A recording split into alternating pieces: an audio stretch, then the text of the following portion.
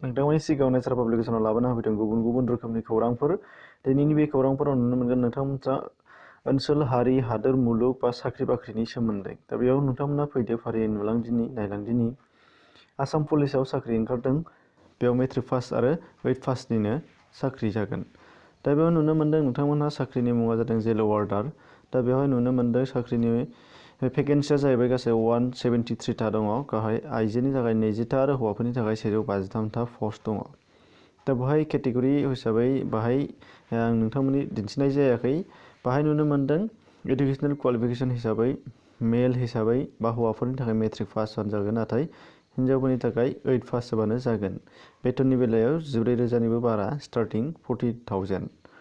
दा बेयाव नुनो मोनदों बैसोआ जाहैबाय नोंथांमोनहा 2002 मायथाइ जानुवारि 1नि सिगां जोनोम जानाय जानांगोन होनदों आरो उनाव 1982 मायथाइनि 1 जानुवारिनि उनाव जोनोम जानाय जानांगोन होनदों।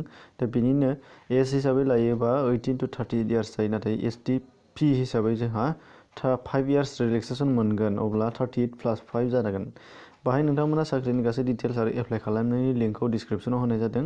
बाहाय नोंथांमोनहा थांनानै डाइरेक्टलि नायनो हानाय जाहैगोन। बेनिफ्राय नुनो मोनदों नोंथांमोना बासुगाव दख'रा दुलाराय बर' फरायसा आफादा फरायसाफोरखौ लोगो हमदों। दिनैनि दिनाव गुबुन गुबुन ओनसोलनि बायदि बासुगाव दख'रा दुलाराय बर' फरायसा आफादाबो फरायसाफोरखौ लोगो हमहैदों। बे हाबाफारिखौ बासुगाव ओनसोलनिनो सिङाव थानाय रनसाय 3 आव थानाय गेवलां गोजौ फरायसालियाव खुंफुंनाय जादोंमोन।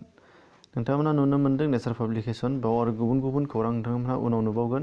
नाथाय नोंथांमोना भिडिअ'आव आवगायलांनायनि सिगां सोरबाया गोदानै फैदोंबा चेनेलाव साबस्क्राइब खालामनानै लाब्लानो जाबाय। UPPL राजखान्थियारि हान्जाया गोख्रों जालांसिगोन। दिनै UPPLआ दलगुरियाव मोनसे ग्रेन्ड जयनिं सेरेमनि खुंफुंनाय लाहार फाहार लादोंमोन। दा बे हाबाफारियाव NDFB, प्रग्रेसिभ आरो पृथ्वीराज नारायण देबमेशजों लोगोसे गोबां सोद्रोमाफोरा बे राजखान्थियारि आफादाव हाबफैनायखौ नुनो मोनदों।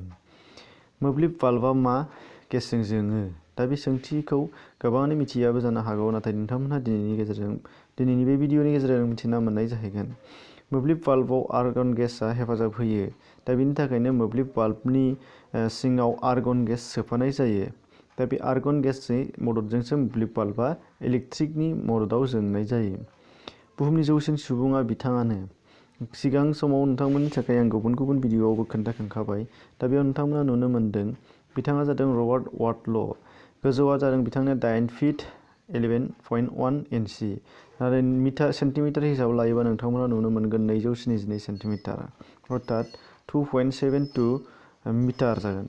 नोंथांमोना नुनो मोनदों USA हादोरनि बिथांनि रबार्ट वाटल'नि जोनोमा जादोंमोन 1918 मायथाइयाव 1918 आरो थैनाया जादों 1940 मायथाइयाव। दा लोगोफोर, दिनैनि बेखिनि भिडिअआव नोंथांमोनहा माबायदि मोनखो कमेन्टआव फोरमायहरनो हागोन। भिडिअखौ मोजां मोनदों लाइक, मोजां मोनाखै डिसलाइक जेबो नङा। चेनेलाव गोदान फैदोंबा साबस्क्राइब खालामनो थाखाय खावलायबावनानै एसेनोसै।